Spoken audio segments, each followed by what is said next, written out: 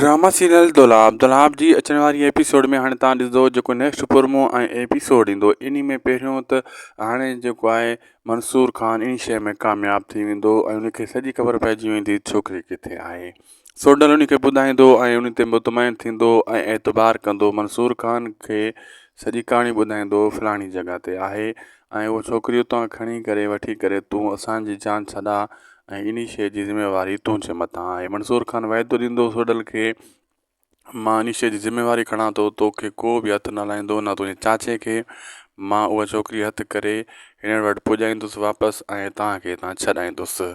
सोडल खे दिलि में डाउट बि हूंदो आहे मतिलबु असां धोखो कयो वञे, लेकिन हुनखे इहा ख़बर आहे मंसूर खान असां सां धोखो न कंदो, रहतनि वारा धोखेबाज़ आहिनि।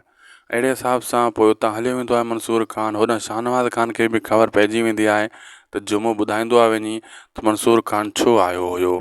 ऐं पोइ ख़बर पवंदी शाहनवाज़ खान खे छा इहा खिचड़ी पची रही आहे। अहिड़े हिसाब सां हू अञा प्रेशर ॾींदो आहे, इन झेड़े खे वधाइण जी कोशिशि कंदो आहे जीअं ही ॿई धुरियूं ठही न सघनि। ऐं पोइ शाहनवाज़ खान खे ख़बर पइजी वेंदी आहे त माना छोकिरी मंसूर खान वटि आहे ऐं उहो वापसि करे थो। तॾहिं ही जेको रहतनि वारा उनजे पोयां लॻा वता आहिनि। असांखे ॾींदा इजाज़त, सब्सक्राइब ज़रूरु कंदा।